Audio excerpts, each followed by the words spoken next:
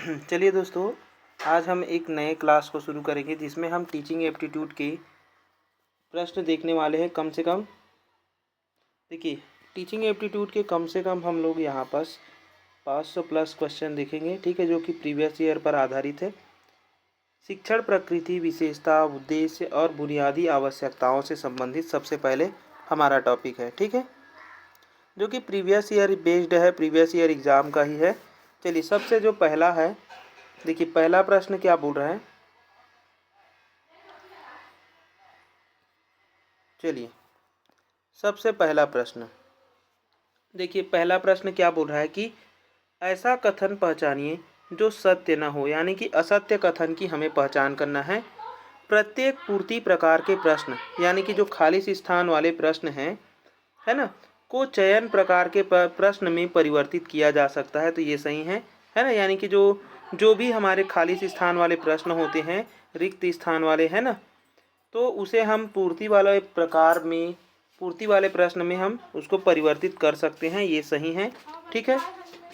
विस्तृत प्रश्न, यानी कि जो बड़े बड़े क्वेश्चन होते हैं उसे निबंधात्मक प्रश्न होते हैं, ये भी सही है। तीसरा है, वस्तुनिष्ठ प्रकार के प्रश्न विद्यार्थी की सृजनात्मक योग्यता मापन हेतु अधिक उपयोगी है। देखिए, वस्तुनिष्ठ प्रकार के प्रश्न जो है वह केवल उत्तर के लिए होता है, न सृजनात्मक योग्यता के लिए नहीं होता है, ठीक है, ठीक है। ये हमारी कन्वर्जेंट थिंकिंग को क्या करती है, कन्वर्जेंट थिंकिंग कराती है ना, डाइवर्जेंट थिंकिंग नहीं कराती, इस वजह से ये गलत हो गया। और यहाँ पर असत्य वाले प्रश्न को ही देखने थे, तो ऑप्शन सी ही क्या हो जाएगा, सही हो जाएगा। चलिए, अगले प्रश्न पे चलते हैं।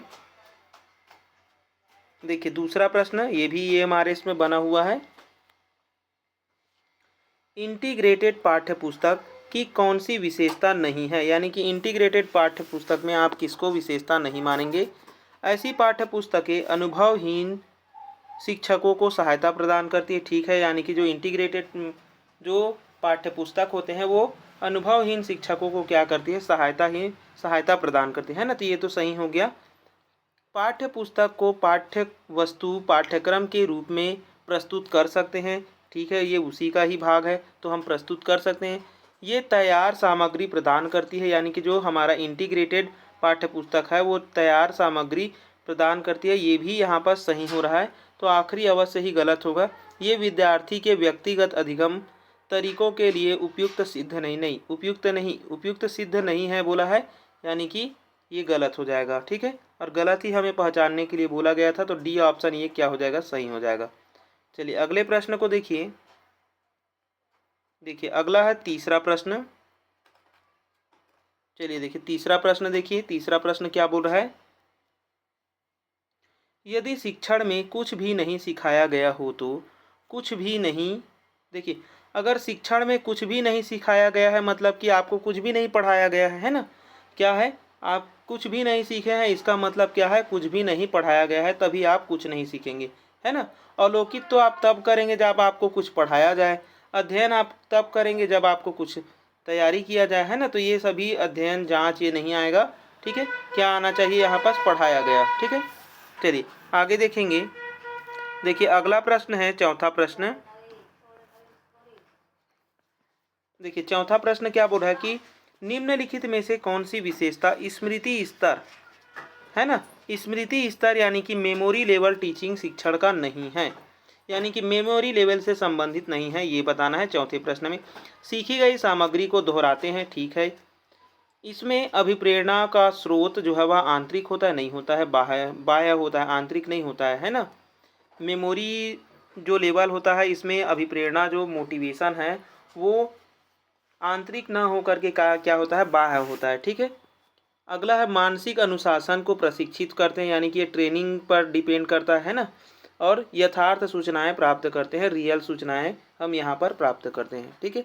तो बाकी ऑप्शन सही है, केवल डी ऑप्शन यहाँ पर क्या हो जाएगा, गलत हो जाएगा। चलिए, अगला देखेंगे। देखिए, अगला प्रश्न है, चलिए देखिए, पांचवा प्रश्न क्या बोल रहा है कि एक विद्यार्थी शिक्षण के तुरंत बाद कविता सुना देता है, तो इसे हम किस स्तर में रखेंगे। तो देखिए, कोई जो है बच्चा जो है वह तुरंत सीखा और तुरंत ही बता देगा, मतलब कि स्मृति लेवल में है।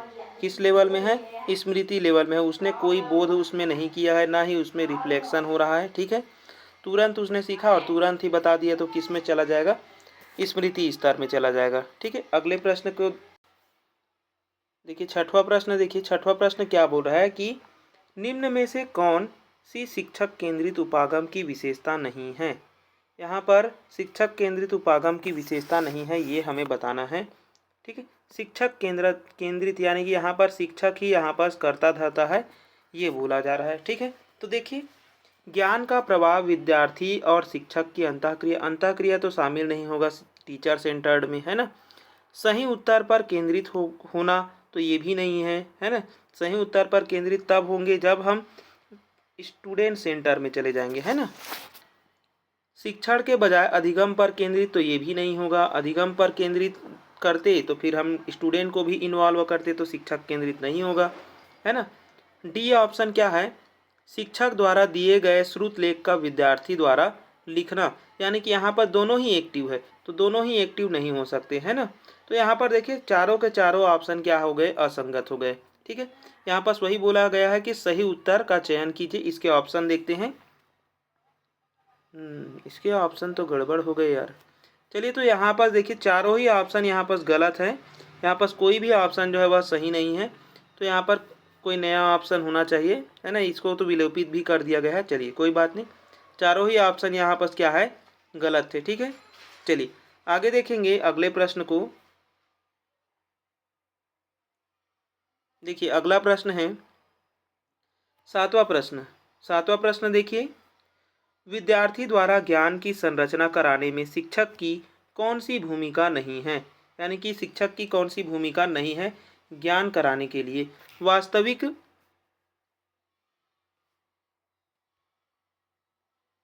देखिए, सबसे पहले दिया हुआ है वास्तविक विश्व की समस्याओं के समाधान हेतु वास्तविक उपागम पर केंद्रीकरण किया जाता है, तो ये तो ठीक है, यहाँ पर ये सही है।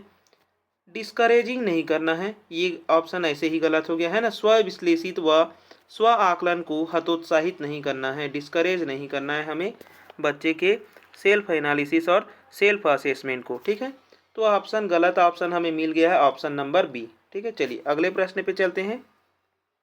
देखिए अगला प्रश्न है आठवां प्रश्न। आठवां प्रश्न है शिक्षक केंद्रित, यानी कि यहाँ पर भी टीचर सेंटर्ड की बात हो रही है। तो टीचर सेंटर्ड क्या अप्रोच निम्नलिखित में से कौन सी विशेषता नहीं है, यानी कि टीचर सेंटर में नहीं है, ये हमें यहाँ भी बताने हैं 8वें नंबर प्रश्न में। ठीक है, चर्चा और वाद विवाद का पर्याप्त अवसर तो स्टूडेंट सेंटर में होता है ना, तो ये नहीं है। ठीक है, और मिल गया है आंसर, लेकिन आगे पढ़ के देखते हैं। विवाहित पाठ्य वस्तुओं को समय पर पूरा किया जा सके, ये तो ठीक है।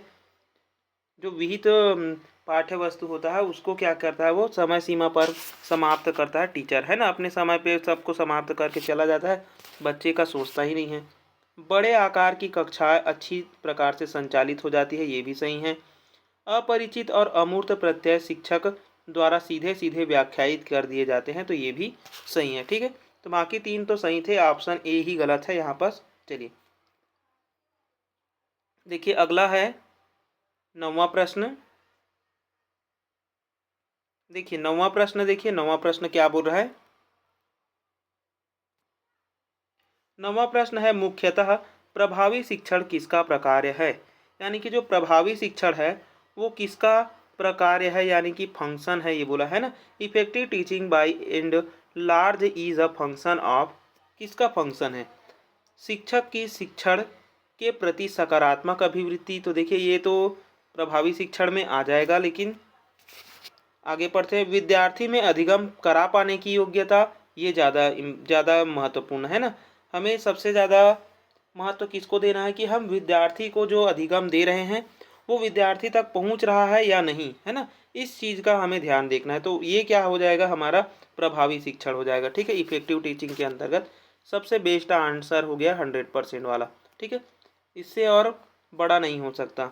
और बाकी क्या दिया हुआ है, शिक्षक की निष्ठा और शिक्षक का पांडित्य से बच्चे को कोई लेना देना नहीं है ना। चलिए आगे देखिए, अगला है 10वां प्रश्न। 10वां प्रश्न देखिए, निम्न में से कौन सा अधिगम का प्रमुख गुण है। अधिगम का गुण क्या है? व्यवहार में परिवर्तन लाना, ठीक है। वस्तुओं की पहचान कराना, व्यवसाय के लिए तैयार करना, पुनः स्मरण के लिए तैयार करना। तो ये सारे ऑप्शन कट हो जाएंगे। ये ऑप्शन कहीं ना कहीं सही है, बी ऑप्शन, लेकिन जितना ए सही है उतना बी ऑप्शन सही नहीं है ना। चलिए अगला प्रश्न देखेंगे। चलिए इस प्रश्न को देखिए, 11 नंबर प्रश्न। शिक्षण की अवधि के लिए सबसे महत्वपूर्ण विचार निम्न पर आधारित होना चाहिए। किसकी? शिक्षण की अवधि।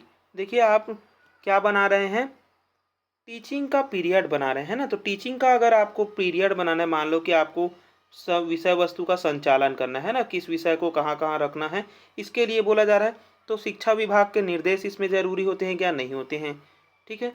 छात्र की उम्र और ध्यान अवधि को ध्यान में रख करके आप बनाएंगे क्या? नहीं बनाएंगे, है ना। देखिए आप टाइम टेबल बना रहे हैं ना कि किस विषय को पहले पढ़ाया जाए, किस विषय को बाद में पढ़ाया जाए। तो आप किसको देखेंगे? उस विषय की प्रकृति को देखेंगे। किसको देखेंगे? विषय की प्रकृति को देखेंगे, ठीक है। जब आप क्या बनाते हैं, समय सारणी बनाते हैं, तो आप विषय की प्रकृति को देखते हैं, ना कि छात्र को, ठीक है। शिक्षक का विवेक इस पर ध्यान नहीं है। अब विषय की प्रकृति को क्यों देखा जाता है? जैसे गणित का विषय है तो उसके लिए थोड़ा ज़्यादा समय रख दूँ, विज्ञान का विषय है थोड़ा ज़्यादा समय रख दो, हिंदी है थोड़ा कम समय रख सकते हैं ना। तो इस प्रकार से हम उस अपने जिसको जितनी आवश्यकता है उसके अनुसार हम अपना ये बना सकते हैं, टाइम टेबल बना सकते हैं, ठीक है। चलिए आगे देखेंगे अगले प्रश्न को। चलिए देखिए 12वां प्रश्न। 12वां प्रश्न क्या बोल रहा है कि बहुकक्षीय शिक्षण की स्थिति के बारे में निम्नलिखित में से कौन सा कथन सही है?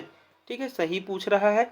अधिकांशतः स्थिति औपचारिक होती है, अध्यापक की उपस्थिति आवश्यक है, बच्चों में सहयोग कम होता है, अनुभव की विविधता असीमित है। यानी कि एक बहुकक्षीय क्या है, क्लासरूम है। यानी कि यहाँ पर फर्स्ट ग्रेड के बच्चे हैं, सेकेंड ग्रेड के बच्चे हैं, फोर्थ के हैं, थर्ड के हैं, फिफ्थ के हैं, है ना, बहुत सारे हैं। तो यहाँ पर क्या हो जाएंगे? अनुभव की विविधताएं हो जाएंगी। क्या हो जाएगी?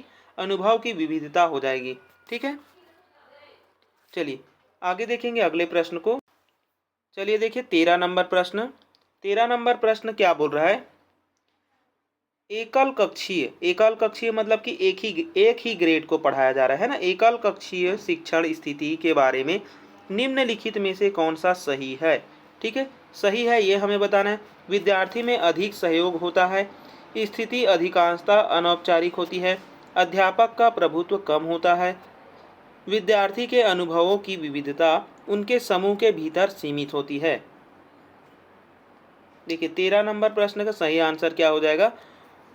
विद्यार्थी के अनुभवों की विविधता जो है वह उसके समूह के भीतर निहित रहेगी, है ना। उसके समूह पे डिपेंड करेगा विद्यार्थी के जो विविधताएं हैं, अनुभव है ना, कि वो कैसे अपने आप को वहाँ पर प्रेजेंट कर रहे हैं, ठीक है। चलिए अगले प्रश्न पे चलते हैं। देखिए अगला है 14 नंबर प्रश्न। निम्नलिखित में से कौन सा कथन सही नहीं है? यानी कि सही नहीं है ये हमें बताना है। कौन सा कथन? बहुस्तरीय शिक्षण का संबंध एकल कक्षीय स्थिति से है? नहीं। बहुस्तरीय जो कक्षा है उसका संबंध जो है वह है ना, multi level teaching is related with monograde situation, मतलब कि रिलेट है, संबंध है, तो संबंध हो सकता है ना, डाउटफुल है। चलिए आगे चलते हैं। एक बहुकक्षीय अध्यापक अनेक चुनौतियों का सामना करेगा, ये तो 100% सही है। बहुकक्षीय शिक्षण भारत तक सीमित नहीं, यह विकसित और विकासशील देशों में भी क्या होता है, दिखाई देता है, तो ये भी सही है। अब जरूरी नहीं है कि भारत में ही हो, बहुत सारे देश हैं विकासशील, उन देशों में भी हो सकता है ना। चलिए आगे देखेंगे। बैठने की उपयुक्त व्यवस्था द्वारा बहुकक्षीय शिक्षण को प्रभावी नहीं बनाया जा सकता। देखिए प्रभावी बना सकते हैं, बहुस्तरीय कक्षा अगर हम अपना रहे हैं तो बैठने की उचित व्यवस्था होनी चाहिए, है ना, कि जो बच्चा जो है वह बैठने की अगर उचित व्यवस्था ही नहीं रहेगी तो हम बहुकक्षीय को नहीं संभाल पाएंगे, है ना। चलिए आगे देखेंगे।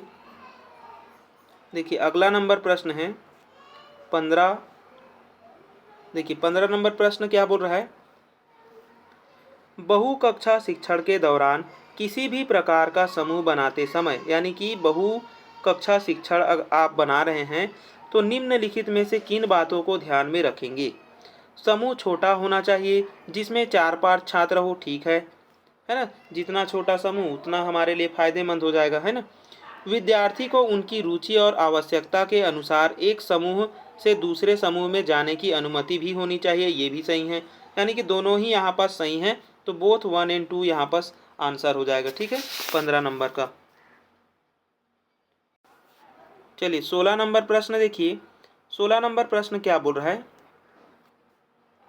शिक्षण के प्रति जो टीचिंग के प्रति अति सक्रियता रवैया है ना, किस दृष्टिकोण का अर्थ होगा। यानी कि शिक्षण के प्रति आप अति सक्रिय हैं तो वो किस ओर संकेत करता है। गतिविधि के माध्यम से सीखने की ओर, सशक्त और प्रभावकारी शिक्षण की ओर। शिक्षक अनिवार्यतः ऊर्जावान और अति सक्रिय हो। विषय अति सक्रिय होने चाहिए, न कि स्थिर और शांत। तो देखिए अति सक्रियता हम तब कहेंगे जब आप सीखने के माध्यम जो है वह क्या होंगे, अच्छे होंगे, है ना। यानी कि गतिविधि के माध्यम से यदि आप सीख रहे हैं तो अति सक्रिय रवैया आप अपना रहे हैं, ठीक है। चलिए अगले प्रश्न को देखिए। अगला है 17 नंबर प्रश्न। 17 नंबर प्रश्न है, आम अर्थ में शिक्षण अभिक्षमता का अभिप्राय है। यानी कि जो शिक्षण अभिक्षमता है इसे हम किस प्रकार से परिभाषित करेंगे। शिक्षा देने की तीव्र इच्छा है, शिक्षण के प्रति समर्पण है, शिक्षा देने की क्षमता रखना है, या फिर उपर्युक्त सभी। तो देखिए शिक्षण अभिक्षमता, तो शिक्षण अभिक्षमता में इच्छा भी है, समर्पण भी है, उसकी क्षमता भी है ना। तो यहाँ पर तीनों ही शामिल हो जाएंगे। चलिए अगले प्रश्न को देखेंगे। देखिए अगला प्रश्न, चलिए अगला प्रश्न है, निम्नलिखित में से कौन सा हमारे शिक्षण का एक साधन नहीं है। क्या नहीं है, साधन नहीं है, ठीक है, यानी कि टूल्स नहीं है। भाषा के साथ खेलना, यानी कि यहाँ पर जो भाषा है वो तो टूल हो गया, है ना, तो ये तो सही हो गया। शब्द पर्याप्त है, तो शब्द आपका टूल होता है क्या, नहीं होता। दिनचर्या आपका टूल हो सकता है, कक्षा की विभिन्नताएं आपकी टूल हो सकती है, लेकिन वर्ड नहीं हो सकता, है ना। शब्द पर्याप्त है ऐसा बोल दे, मतलब कि पर्याप्त होगा क्या, किसी भी क्लासरूम के लिए शब्द पर्याप्त नहीं हो सकता, है ना। चलिए देखिए अगला प्रश्न। अगला प्रश्न है, निम्नलिखित में से कौन रचनावादी के प्रमुख समर्थक है। यानी कि रचनावादी है, कंस्ट्रक्टिविज्म है। कंस्ट्रक्टिविज्म के अंतर्गत तीन वैज्ञानिक आते हैं, एक पियाजे, वाइगोस्की और ब्रूनर, ठीक है। कौन कौन आते हैं, पियाजे, वाइगोस्की और ब्रूनर, ठीक है।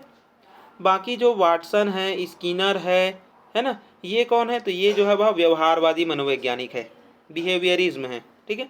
तो ऑप्शन ए यहाँ पर क्या हो जाएगा, सही हो जाएगा। अगला देखेंगे 20 नंबर प्रश्न। देखिए 20 नंबर प्रश्न क्या बोल रहा है,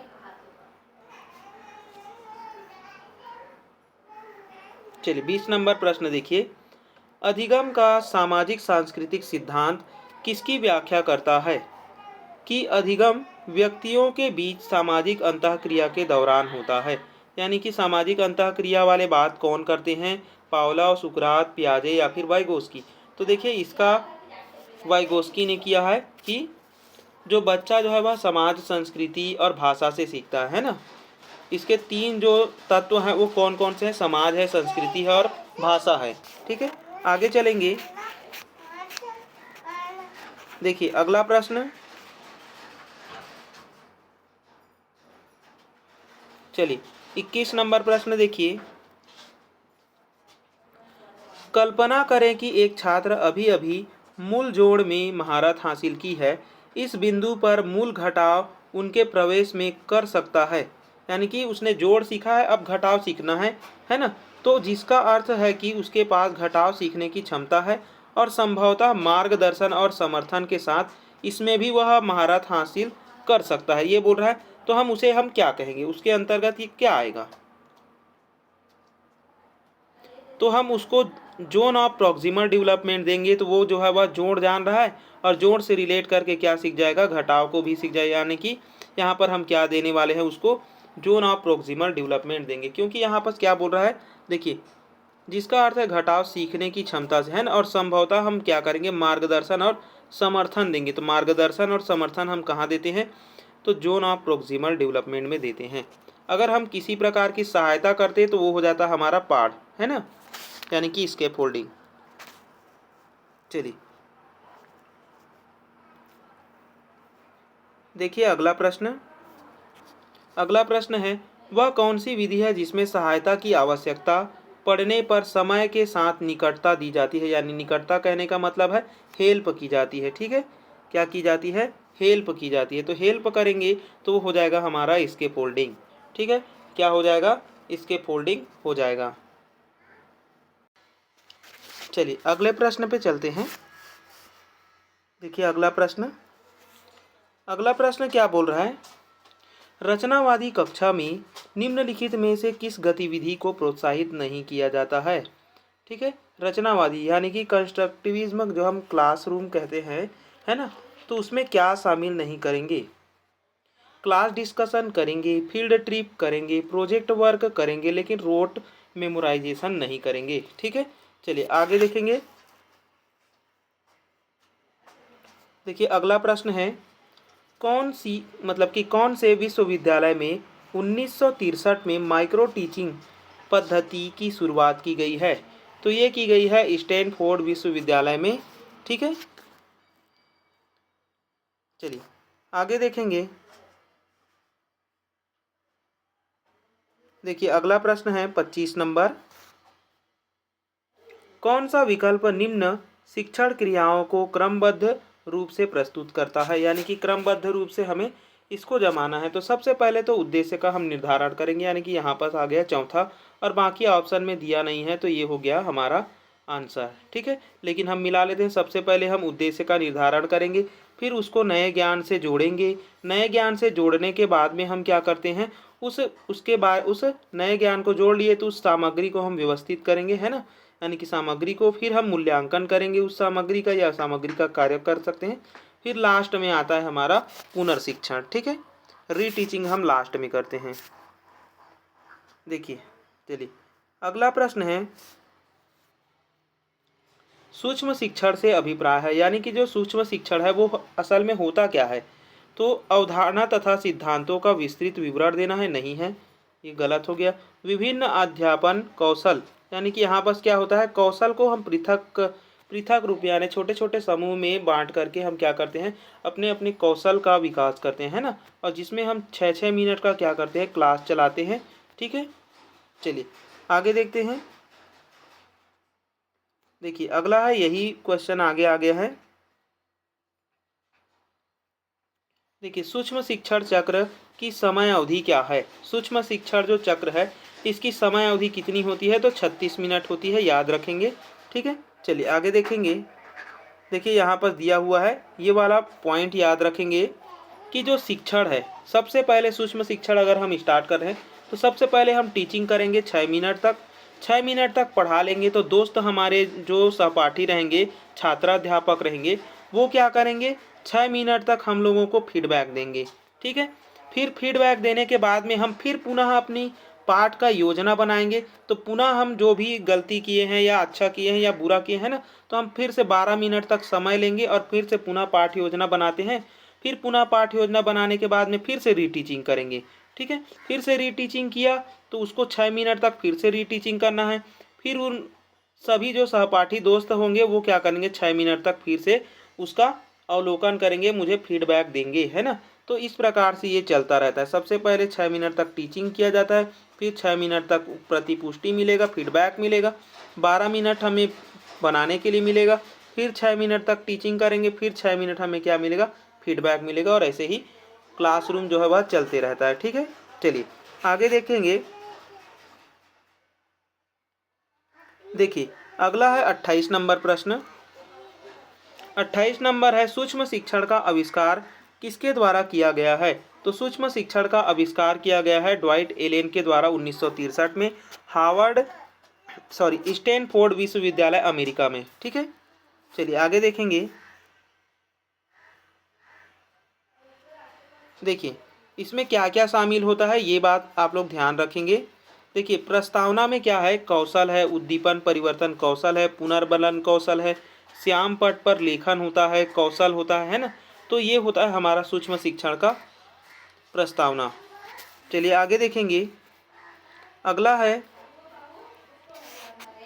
सूक्ष्म शिक्षण चक्र में शिक्षण कितने, यानी कि जो टीचिंग टाइम है, टीचिंग टाइम कितने टाइम तक होता है। तो टीचिंग जो है वह 6 मिनट तक चलता है। कितने मिनट तक चलता है? 6 मिनट तक। अगर कुल टीचिंग टाइम पूछेगा, कुल शिक्षण कितने समय तक, तो कुल कहेगा तो 12 मिनट तक, है ना। एक शिक्षण चलता है और एक चलता है हमारा रीटीचिंग। ठीक है, चलिए आगे देखेंगे। देखिए अगला है 30 नंबर प्रश्न। 30 नंबर प्रश्न क्या बोल रहा है? बहुग्रेड शिक्षण यानी कि multi grade teaching is prevalent in, यानी कि मल्टी जो बहुग्रेड शिक्षण है वो क्यों प्रचलित है?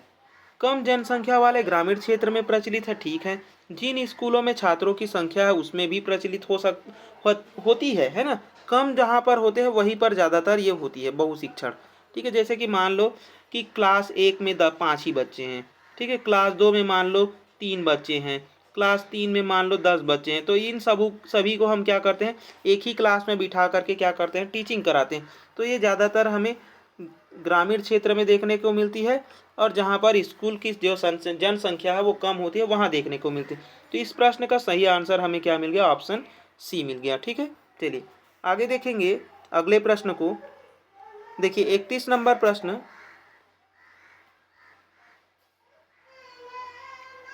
चलिए 31 नंबर प्रश्न देखिए। मल्टीग्रेड टीचिंग, यानी कि यहाँ पर मल्टीग्रेड टीचिंग की बात हो रही है। मल्टीग्रेड टीचिंग के 4 पहलुओं पर विशेष ध्यान दिया जाता है। निम्नलिखित में से कौन से वे पहलू हैं? यानी कि मल्टीग्रेड टीचिंग में क्या क्या होना चाहिए? क्लासरूम ऑर्गेनाइजेशन होने चाहिए, ठीक है। पुपिल्स ग्रुपिंग होने चाहिए, यानी कि छात्रों का हम समूह करते हैं, छोटे छोटे समूह में बांटते हैं मल्टीग्रेड में, है ना। तो ये तो भी ठीक है। अधिगम सामग्री का सबसे ज़्यादा उपयोग यही होता है ना। उचित योजना सबसे पहली बनाई जाती है, तो ये भी है। प्रॉपर प्लानिंग सबसे पहली की जाती है ना। छात्रों को समूह में बांटा जाता है, कक्षा का ऑर्गेनाइज किया जाता है ना। तो ये चारों ही ऑप्शन क्या हो जाएंगे? सही हो जाएंगे। ऑप्शन बी में है। ठीक है, चलिए आगे देखते हैं। देखिए अगला है 32 नंबर प्रश्न। देखिए 32 नंबर प्रश्न क्या बोल रहा है? सार्थक अध्यापन में शामिल है, यानी कि देखिए सार्थक अध्यापन कहने का मतलब है कि आप बेस्ट टीचिंग करना चाहते हैं तो क्या शामिल करेंगे। ठीक है, अध्यापक क्रियाशील है परंतु विद्यार्थी क्रियाशील हो या ना हो उस पर ध्यान नहीं देंगे, तो यहाँ पर तो आप बेस्ट टीचर नहीं हुए, है ना। यानी कि बेस्ट टीचिंग आपने नहीं किया। ठीक है, क्योंकि बेस्ट टीचिंग कहाँ होगा? जहाँ पर विद्यार्थी क्रियाशील हो और आप भी क्रियाशील हो, है ना। और ऐसा ऑप्शन कहाँ पर है? ऑप्शन नंबर सी में है। ठीक है, और ये भी असंगत है, तो उपरोक्त सभी परिस्थिति तो आएगा भी नहीं। चलिए आगे देखेंगे अगला। देखिए अगला प्रश्न है 33 नंबर प्रश्न। निर्देशात्मक वार्तालाप का अर्थ है। निर्देशात्मक वार्तालाप कहने का, देखिए निर्देशात्मक जहाँ आया वो आ जाता है हमारे टीचर सेंटर्ड में। किस में आ जाता है? टीचर सेंटर्ड में आ जाता है। अब टीचर क्या करेगा?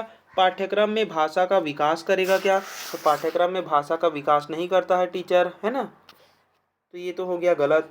बातचीत के माध्यम से अध्यापन करता है, ये ठीक है। डायरेक्ट मेथड अपनाता है ना। क्या करता है टीचर जो है वह यहाँ पर डायरेक्ट मेथड अपनाता है। ठीक है, जटिल विचारों का अध्यापन नहीं करता, वो अपने तरीके से पढ़ाता है। यहाँ पर केवल वो पढ़ा करके लेक्चर मेथड से चला जाता है ना। छात्रों के जीवन से स्कूल को जोड़ने का प्रयास भी नहीं करता है, तो डायरेक्ट मेथड से पढ़ाना ज़्यादा पर यहाँ पर प्रीफर करता है। ठीक है, चलिए आगे देखेंगे। देखिए अगला है 34 नंबर प्रश्न। 34 नंबर प्रश्न है, निम्नलिखित में से कौन सा शिक्षण का मनोवैज्ञानिक सिद्धांत नहीं है, यानी कि मनोवैज्ञानिक सिद्धांत के अंतर्गत नहीं आता है। अब मनोवैज्ञानिक सिद्धांत किसे बोलते हैं? जिसमें हम इंडक्टिव मेथड को अपनाते हैं। किसको अपनाते हैं? Inductive method. इंडक्टिव कहने का मतलब है आगमनात्मक, है ना, आगमनात्मक। चलिए आगमनात्मक, तो आगमनात्मक होता है सूक्ष्म से स्थूल की ओर, ठीक है। जटिल से सरल की ओर नहीं होता है, बल्कि सरल से जटिल होता है। ज्ञात से अज्ञात होता है, सरल से कठिन होता है। तो बाकी सभी ठीक है, लेकिन बी ऑप्शन क्या हो गया? यहाँ पर गलत हो गया है। चलिए अगले प्रश्न को देखिए। देखिए अगला प्रश्न क्या बोल रहा है, किसने तर्क दिया कि स्वयं स्वयं के लिए खोज में अभ्यास किसी को इस तरह जानकारी प्राप्त करना सिखाता है जो समस्या को हल करने में उस जानकारी को अधिक आसान और व्यवहार्यपरक बनाता है। किसने कहा है? इवान पावलोव ने, पाउलो फ्रेरे ने, B.F. स्किनर ने या फिर जेरोम ब्रूनर ने? तो इसे कहा है जेरोम ब्रूनर ने। ठीक है, जेरोम जेरोम ब्रूनर कहते हैं ना, ये भी रचनावादी है। इन्होंने ही कहा था कि स्वयं जो बच्चे होते हैं स्वयं स्वयं के लिए खोज के अभ्यास है ना, यानी कि जो लर्निंग है, ठीक है, खोज के द्वारा, यानी कि जो डिस्कवरी ऑफ लर्निंग है ना, तो डिस्कवरी ऑफ लर्निंग किसके अंतर्गत आता है? जेरोम ब्रूनर ने इसको प्रतिपादित किया था। ठीक है, याद रखेंगे, यहाँ पर वही बोल रहा है कि स्वयं के लिए खोज, यानी कि डिस्कवरी ऑफ लर्निंग की बात हो रहा है यहाँ पर। चलिए आगे देखेंगे। चलिए देखिए, यही आ गया है डिस्कवरी ऑफ लर्निंग, है ना। डिस्कवरी लर्निंग की उत्पत्ति का श्रेय किसने दिया? जस्ट अभी देखे हैं, है ना, किसने दिया है? जेरोम ब्रूनर ने। आगे देखेंगे 37 नंबर प्रश्न। देखिए 37 नंबर प्रश्न,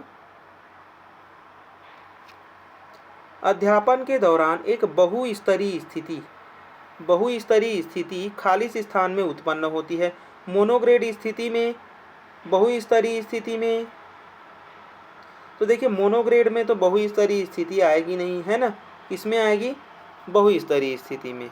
ठीक है, यानी कि मल्टीग्रेड सिचुएशन रहेगा तब आएगा। ठीक है,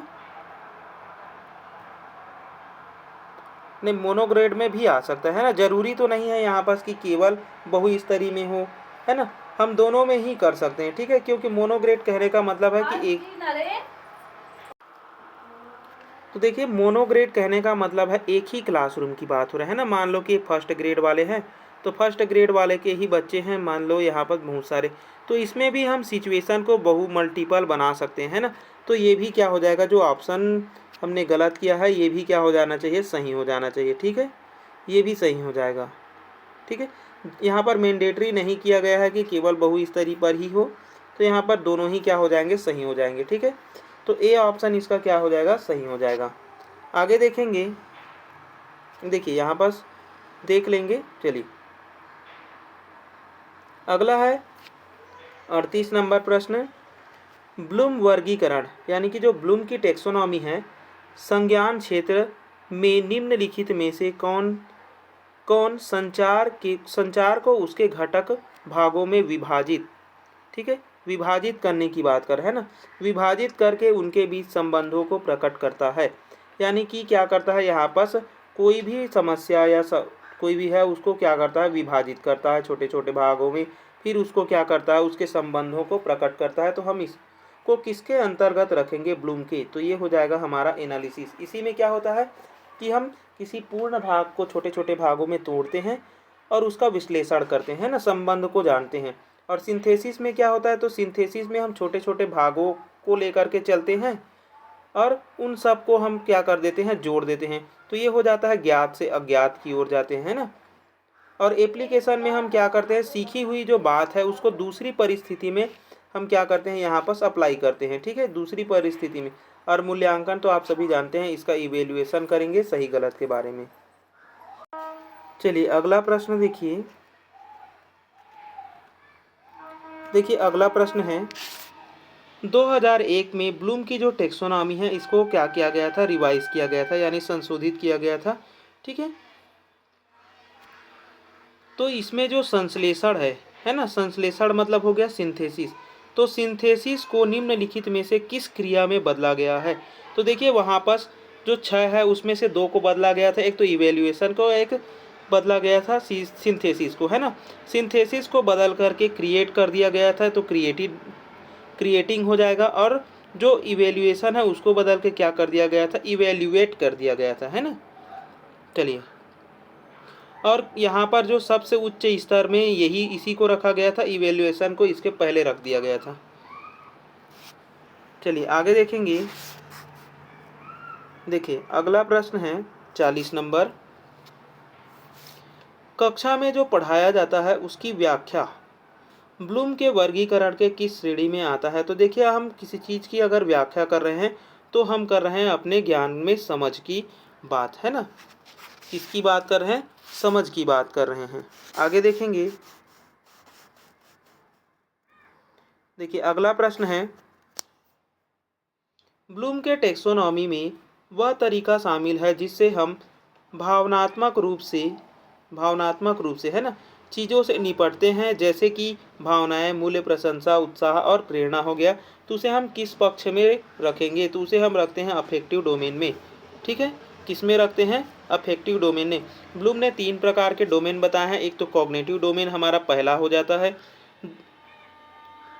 ठीक है, कॉग्निटिव, सॉरी ये दूसरा लिखा है ना, कोनिटिव लिख दिया है। तो सबसे पहला हो जाता है हमारा ये कॉग्निटिव, दूसरा होता है अफेक्टिव डोमेन, और तीसरा यहाँ पर नहीं लिखा गया, वो होता है हमारा साइकोमोटर डोमेन। ठीक है, तीसरा क्या होता है? साइकोमोटर डोमेन, साइकोमोटर, ठीक है, साइकोमोटर डोमेन होता है। आगे देखेंगे, देखिए अगला प्रश्न है 42 नंबर, ब्लूम के वर्गीकरण के 3 पहलुओं में खालिश स्थान शामिल नहीं है। यानी कि कौन सा शामिल है? तो अभी जस्ट बताओ, कॉग्निटिव है, फिर उसके बाद में अफेक्टिव, उसके बाद में साइकोमोटर, ये वाला नहीं है, ये ऑप्शन, ठीक है, समीपस्थ पहलू नहीं है। ठीक है, आगे देखेंगे, चलिए अगला प्रश्न 43 नंबर, देखिए 43 नंबर प्रश्न, देखिए संशोधित ब्लूम के टैक्सोनॉमी 2001 में सूचना के बारे में निर्णय लेने के लिए राय प्रस्तुत करने और बचाव करने के लिए मानदंड के सेट के आधार पर विचार या काम की गुणवत्ता यानी कि क्वालिटी को मान्यता करना, यानी कि सही और गलत का निर्णय लेना, है ना, और समस्या को एक महत्वपूर्ण तरीके से देखना किस श्रेणी में आएगा। तो यहाँ पर हम क्या कर रहे हैं? इवेल्युएशन कर रहे हैं। क्या कर रहे हैं? यहाँ पर इवेल्युएशन कर रहे हैं। ठीक है,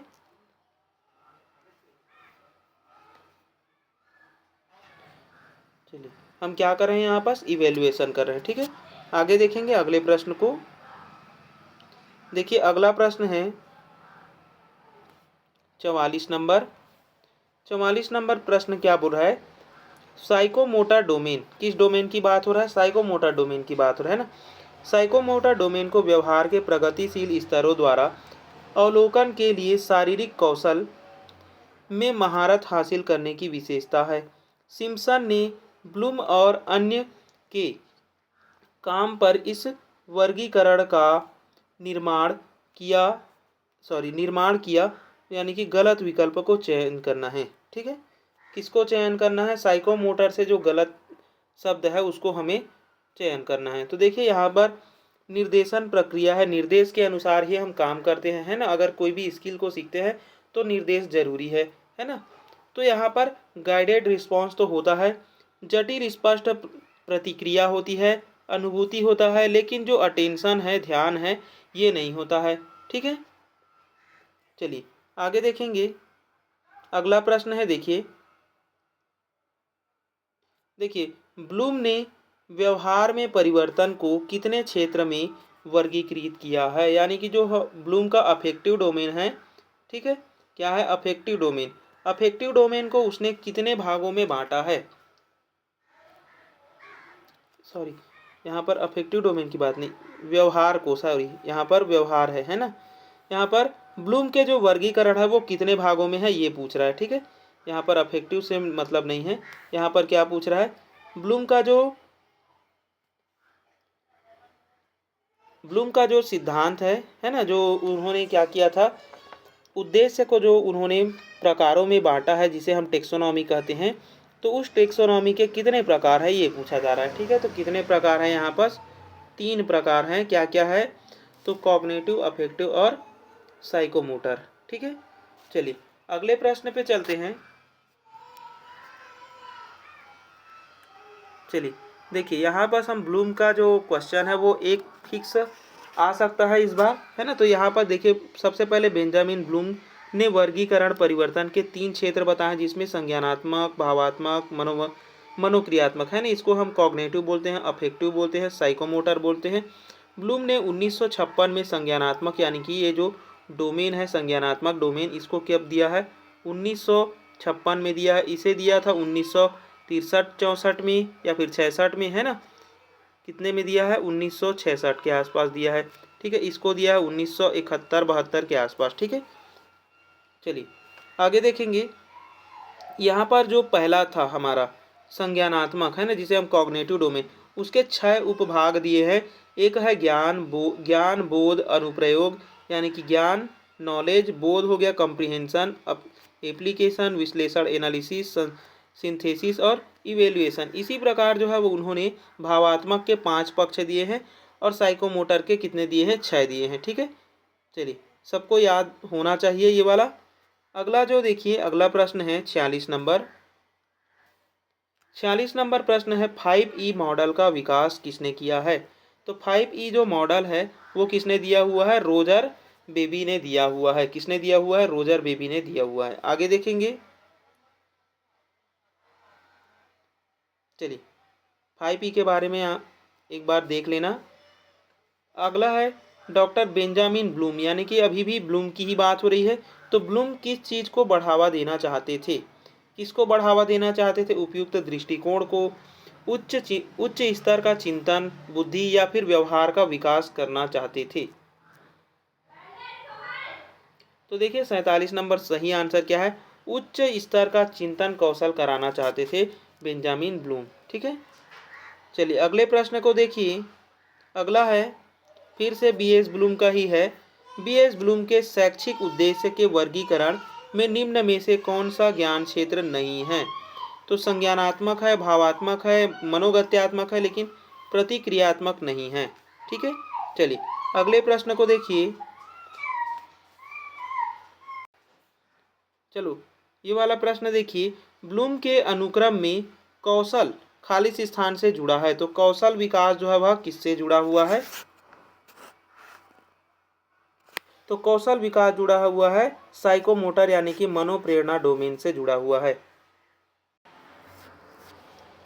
चलिए 50 नंबर प्रश्न देखिए। 50 नंबर प्रश्न क्या है?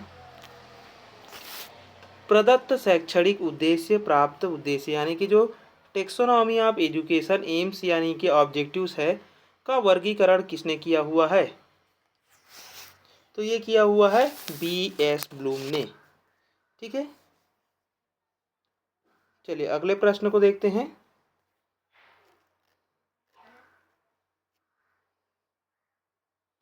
चलिए अगला प्रश्न देखिए। कक्षा अध्यापन के पश्चात अध्यापक देखता है कि एक विद्यार्थी सुव्यवस्थित निबंध लिख लेता है, एक सृजनात्मक लघु कथा, एक सुनियोजित व्याख्यान दे सकता है और एक प्रयोग की योजना बनाकर प्रस्तुत करता है। यह विद्यार्थी विभिन्न क्षेत्रों से प्राप्त अधिगम को किसी समस्या समाधान के लिए संगठित कर लेता है। अध्यापक की दृष्टि से इस विद्यार्थी ने शैक्षिक उद्देश्य के किस स्तर को प्राप्त कर लिया है? किस स्तर को प्राप्त कर लिया है इस विद्यार्थी ने? तो इस विद्यार्थी ने संश्लेषित करना यानी कि नियम बनाना सीख लिया है ना। क्या कर लिया है? नियम बनाना सीख लिया है, ठीक है। संश्लेषित, अगर हम किसी नियम को, किसी समस्या को, किसी निबंध को, है ना, अच्छे तरीके से लिख रहे हैं तो हम क्या कर रहे हैं? संश्लेषित कर रहे हैं, ठीक है। चलिए आगे देखेंगे।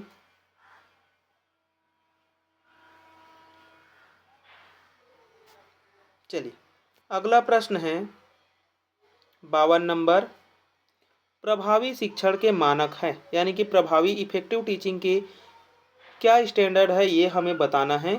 संयुक्त उत्पादक गतिविधि, भाषा का विकास एवं प्रासंगाधीन है ना, प्रसंगाधीन, चुनौतीपूर्ण गतिविधियां और निर्देशात्मक वार्तालाप। तो यहाँ पर जो है वह सभी शामिल होंगे, है ना। जो हम इफेक्टिव टीचिंग की बात करते हैं उसमें हम संयुक्त उत्पाद गतिविधि, भाषा विकास, है ना, चुनौती भी रखेंगे, ठीक है। तभी बच्चा जो है वह सीख पाएगा, ठीक है। चलिए आगे देखेंगे। अगला प्रश्न देखिए। चलिए अगला है 53 नंबर प्रश्न। यहाँ पर बात हो रहा है मोनोग्रेड टीचिंग की, है ना। मोनोग्रेड टीचिंग की खालिश स्थान के अलावा सभी दी गई विशेषता सही है, यानी कि एक यहाँ पर गलत दिया गया है, उसको हमें चुनना है। कई कक्षाओं के लिए एक शिक्षक को मोनोग्रेड कहेंगे, नहीं, उसको तो हम क्या कहेंगे, मल्टीग्रेड कहेंगे। तो यहाँ पर गलत विशेषता यही मिल गया है, आगे पढ़ने की आवश्यकता नहीं है। सहयोग और अन्योन्य क्रिया मोनोग्रेड में हो सकती है, मोनोग्रेड और मल्टीग्रेड दोनों में होती है। प्रत्येक ग्रेड के लिए एक कक्षा, तो ये मोनोग्रेड हो जाएगा, है ना। अनुभव साझा करने का सीमित होता है, यानी कि अनुभव जो है वह अपने ही समूह में साझा कर सकते हैं, तो ये हो गया सीमित हो गया, ठीक है। तो जो है वो गलत कौन सा है, यहाँ पर ए ऑप्शन है, ठीक है। चलिए अगले प्रश्न को देखिए। अगला प्रश्न है, खालिश स्थान द्वारा माता पिता अपने बच्चे में नैतिक तर्क, है ना, के उच्च स्तर को बढ़ावा देता है। किसके माध्यम से? बच्चों को बताकर कि कैसे कार्य करना है, बताकर करेंगे। दूसरा है मूल्यवर्धक मुद्दों के बारे में उत्साहजनक बातचीत करके, यानी कि मूल्यवर्धक जो मुद्दे होते हैं उसके बारे में बात करेंगे, तब बच्चा सीखेंगे। सबसे अच्छी चीज़ के बारे में बात करके, तो सबसे अच्छी चीज़ तो नहीं है, ऐसी चीज़ के बारे में हमें बात करना है जो मूल्य आधारित हो। क्या हो? मूल्य आधारित होना चाहिए, ठीक है। चलिए आगे देखेंगे। देखिए अगला है 55 नंबर प्रश्न। 55 नंबर प्रश्न क्या बोल रहा है? बच्चों में मानसिक जुड़ाव, सामाजिकरण, बढ़िया और संपूर्ण मोटर कौशल विकसित करने के लिए निम्नलिखित में से क्या सही स्थान है? यानी कि इन सभी का आप विकास करना चाहते हैं तो कहाँ आप सही ढंग से विकास कर सकते हैं? तो वो कर सकते हैं आप खेल के मैदान में, है ना। खेल के मैदान में मानसिक जुड़ाव भी होता है, सामाजिकरण भी होता है, मोटर कौशल भी होंगे। मोटर कौशल मतलब कि उसके हाथ पैर सारे चलने लग जाएंगे, है ना। चलिए आगे देखेंगे। देखिए 56 नंबर प्रश्न। 56 नंबर प्रश्न बोल रहा है कि निम्नलिखित में से किस स्तर पर निर्णय जो है वह केवल व्यक्ति की अपनी आवश्यकता और धारणा पर आधारित होती है। मतलब कि व्यक्ति जो है अपनी अपनी धारणा पर करता है ना, तो उसे हम किस लेवल में रखेंगे? तो उसे हम रखते हैं प्री कन्वेंशनल स्टेज में, ठीक है। प्री कन्वेंशनल स्टेज में देखिए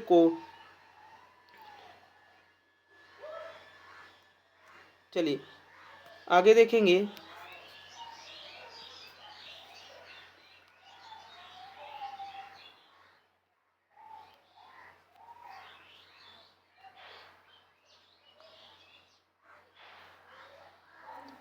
चलिए 57 नंबर प्रश्न देखिए। सूचना प्रसंस्करण उपागम संज्ञानात्मक विकास उपागम में से एक है, इसके बारे में निम्नलिखित कथन पर विचार करना है, यानी कि सही कथन को हमें चुनना है। तो देखिए सबसे पहला, यह धारणा अधिगम, स्मृति और समस्या समाधान में शामिल प्रक्रिया का केंद्रीय होता है, ठीक है। यानी कि जो सूचना प्रसंस्करण उपागम होता है वो धारणा, स्मृति, है ना, इन सब का केंद्र बिंदु होता है। यह संज्ञान में व्यक्तिगत अंतर से संबोधित है, ये भी ठीक है, ठीक है, क्योंकि इंडिविजुअल जरूरी है, इंडिविजुअल होता ही है ना। तो यहाँ पर दोनों ही सही हैं, यानी कि बोथ ऑप्शन यहाँ पर क्या हो जाएगा, सही हो जाएगा। आगे देखेंगे अगले प्रश्न को। अगला है हमारा 58 नंबर प्रश्न। जब एक निर्योग्य बच्चा पहली बार विद्यालय आता है तो शिक्षिका को क्या करना चाहिए? यानी कि शिक्षिका को क्या करना चाहिए? उन्हें अन्य विद्यार्थियों से अलग रखना चाहिए, नहीं रखना चाहिए? सहकारी योजना विकसित करने के लिए बच्चे के माता पिता के साथ चर्चा करनी चाहिए, ठीक है, यहाँ पर ये सही है ना। प्रवेश परीक्षा लेनी चाहिए, नहीं, प्रवेश परीक्षा पर तो वैसे भी आरटी के तहत मना है ना। बच्चे की निर्योग्यता के अनुसार उसे विशेष विद्यालय में भेजने का प्रस्ताव करेंगे, नहीं, हमें समावेशी शिक्षा देना है ना न। चलिए तो यहाँ पर बी ऑप्शन क्या हो जाएगा, सही हो जाएगा। अगला प्रश्न देखिए।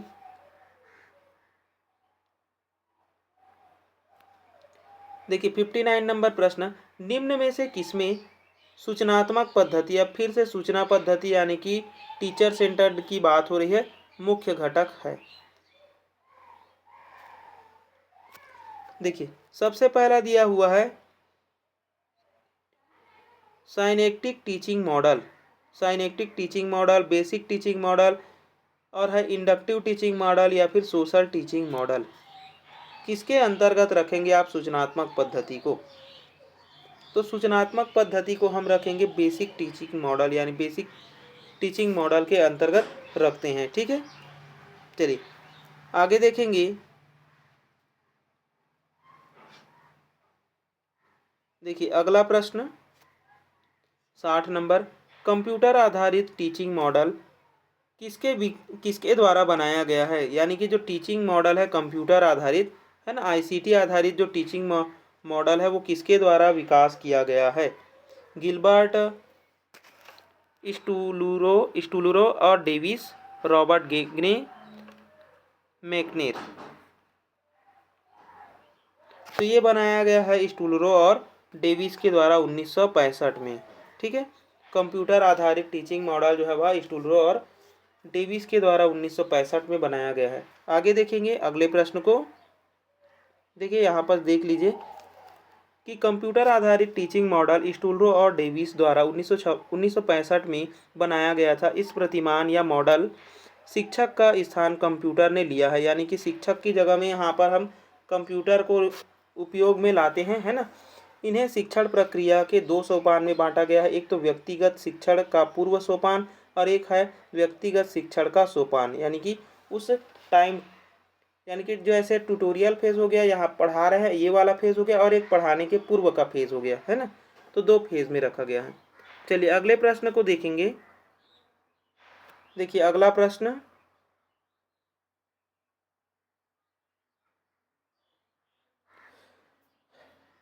अगला है 61, निम्नलिखित में से कौन मल्टी सेंसरी, है ना, मल्टी सेंसरी शिक्षण में शामिल है? मल्टी सेंसरी शिक्षण में शामिल है। सभी बच्चों के लिए उपयुक्त चुनौतियां प्रदान करना, शब्दों और चित्रों का उपयोग करके मिलान करना, अधिगम की शैलियों की एक श्रृंखला को समायोजित करने के लिए कार्यों को अपनाना, यानी कि अधिगम की जो शैलियाँ हैं। तो यहाँ पर सही आंसर क्या है हमारा? ऑप्शन नंबर सी है। अधिगम की शैलियों की एक श्रृंखला होती है ना, जो क्या करती है, उस चीज़ का समायोजन करती है। आगे देखेंगे अगला प्रश्न। देखिए एक बहुकक्षा शिक्षक, बहुकक्षा यानी कि मल्टीग्रेड टीचर की बात हो रहा है ना। बहुश्रेणी कक्षा में एक समय में अधिकतम खाली स्थान समूहों का प्रबंधन किया जाता है, यानी कि बहुकक्षा शिक्षण में कितने का प्रबंधन करेंगे हम लोग? तो यहाँ पर 3 का। कितने का? 3 का। ठीक है, अधिकतम 3 समूह का क्या किया जाता है? प्रबंधन किया जाता है। चलिए अगले प्रश्न को देखिए। निम्न में से किसने बच्चों को स्वयं खोज करते हुए देखा? तो देखिए स्वयं खोज करते हुए देखा यानी कि डिस्कवरी लर्निंग की बात हो रहा है ना। डिस्कवरी लर्निंग, देखिए स्वयं खोज, तो स्वयं खोज की बात 2 लोगों ने की है ना। एक तो किया है प्याजे ने और एक किया है ब्रूनर ने, है ना। तो यहाँ पास तो ब्रूनर है नहीं, तो प्याजे यहाँ पास क्या हो जाएगा? आंसर हो जाएगा केवल, यानी कि ओनली 1 हो जाएगा। ठीक है,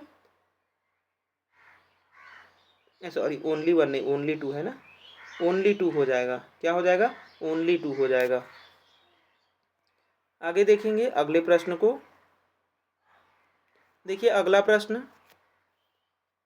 खेलते हुए सीखने की विधि छात्र में क्या विकसित करती है? केवल संज्ञानात्मक को नहीं, शारीरिक विकास को केवल वाला तो वैसे भी गलत हो गया। संज्ञानात्मक, भावात्मक और शारीरिक, है ना।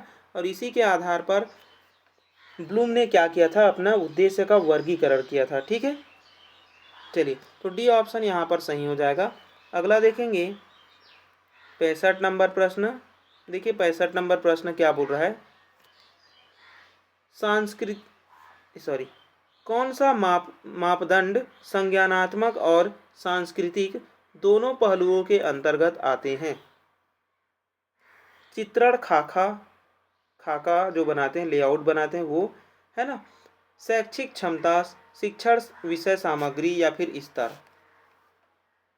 दोनों ही पक्ष में आए, यानी कि संज्ञानात्मक भी हो और सांस्कृतिक भी हो। तो देखिए वो एक प्रकार की क्या होती है, शैक्षिक क्षमता होती है। ठीक है, क्या होती है, शैक्षिक क्षमता होती है। देखिए अगला प्रश्न 66 नंबर प्रश्न देखिए, इनमें से कौन सा मस्तिष्क मानचित्रण का उद्देश्य नहीं है। मस्तिष्क मानचित्रण का उद्देश्य नहीं है।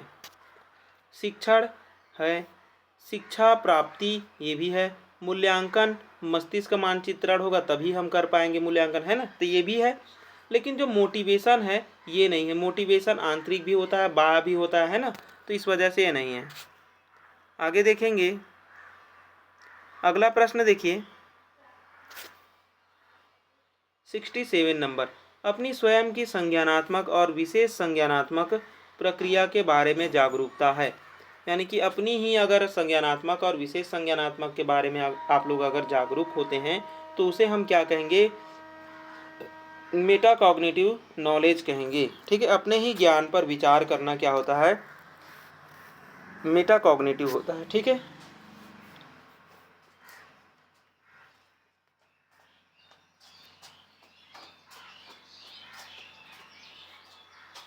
चलिए 68 नंबर, मेटाकॉग्निटिव जागरूकता के विकास में क्या शामिल है।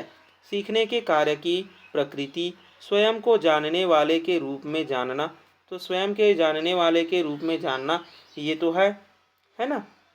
लेकिन सीखने के कार्य की प्रकृति, सीखने की कार्य के प्रकृति के बारे में हमें नहीं जानना है। हम क्या करते हैं, मेटाकॉग्निटिव में हम अपने ही ज्ञान क्षेत्र को, अपने ही जो ज्ञान है सीखे हुए हैं उस पर हम क्या करते हैं, विचार विमर्श करते हैं ना, तो होता है मेटाकॉग्निटिव। चलिए आगे देखेंगे। देखिए अगला प्रश्न 69। चलिए अगले, अच्छा ये वाला प्रश्न नहीं हुआ है ना। चलिए ये वाला प्रश्न देखिए, मेटाकॉग्निटिव रणनीतियों में क्या शामिल है। यानी कि जो मेटाकॉग्निटिव रणनीति है उसमें क्या शामिल है, पूर्वावलोकन नहीं करते हैं, यहाँ पर स्वयं में क्या करते हैं हम लोग, सुधार करते हैं। किसमें सुधार करते हैं, स्वयं में सुधार करते हैं। ठीक है, तो केवल 2 यहाँ पर सही हो जाएगा। चलिए अगले प्रश्न को देखिए। अगला प्रश्न है, निम्नलिखित में से कक्षा 5 है ना, कक्षा 5E सॉरी, निम्नलिखित में से क्या 5E, यानी कि यहाँ पर 5E लर्निंग मॉडल के बारे में बात हो रहा है। अब देखिए 5E लर्निंग मॉडल में क्या क्या होता है, मॉडल का चरण नहीं है ये पूछा जा रहा है। तो देखिए 5E में सबसे पहला होता है इंगेज, है ना, तो यहाँ पास तो इंगेज ये हो गया। दूसरा होता है एक्सप्लोर करना, तो एक्सप्लोरेशन हो गया। तीसरा होता है एक्सप्लेन करना, तो एक्सप्लेन यहाँ पर नहीं दिया है, छोड़ देते हैं, है ना, एक्सप्लेन हो गया तीसरा। फिर इलेबोरेट होता है, तो इलेबोरेट भी नहीं दिया है। फिर होता है हमारा इवेल्युएशन लास्ट। ठीक है, तो ये 3 तो हो गए, लेकिन ये नहीं है, एग्जामिन करना नहीं है। ठीक है, आगे देखेंगे। ये हो गया हमारा 5E मॉडल। देखिए 5E मॉडल इम्पॉर्टेंट है, इसको याद कर लेंगे। सबसे पहला इंगेज, एक्सप्लोरेशन, फिर हम क्या करते हैं, एक्सप्लेनेशन करते हैं, फिर इलेबोरेट करते हैं, फिर हम क्या करते हैं, इवेल्युएशन करते हैं, है ना। सबसे पहले हम क्या करते हैं, उस ज्ञान को, अगर कोई भी ज्ञान ग्रहण करना है तो उस पर हम क्या करते हैं, इंगेज हो जाते हैं, उसको हम साथ साथ सीखते हैं, है ना। फिर उसके बारे में खोज करने लग जाते हैं। फिर खोज करने के बाद में हम क्या करते हैं, उसका दूसरे किसी व्यक्ति या किसी समूह में जा कर के एक्सप्लेन करते हैं, उसका विस्तार करते हैं। फिर हम कहाँ पहुँच जाते हैं, मूल्यांकन में। ठीक है, चलिए तो इस प्रकार से आप लोग याद रखेंगे उसको, 5E मॉडल को। चलिए अगला प्रश्न देखिए 71 नंबर, छोटे बच्चे सरल या कठिन दोनों कार्य को एक समान उत्साह के साथ करते हैं। वे ऐसे अभिनय करते हैं जैसे वे सब कुछ याद कर सकते हैं। समकालीन दृष्टि से उनमें से क्या खाली स्थान का अभाव है। मेटा क्रिएटिव जागरूकता, देखिए मेटा क्रिएटिव तो कुछ है नहीं है। यहाँ पर क्या कर रहे हैं बच्चे, जो है वह मेटा संज्ञान के बारे में थोड़ा सोचते हैं, है ना, कि वो ऐसा समझ जाते हैं कि मैं सब कुछ सीख जाऊंगा एक ही बार में, है ना, तो वो हो जाएगा उसका मेटा संज्ञान। ठीक है, केवल 2। चलिए अब हम पढ़ेंगे लर्नर का कैरेक्टरिस्टिक, यानी कि जो स्टूडेंट होता है उसके गुण के बारे में। ठीक है, तो देखिए,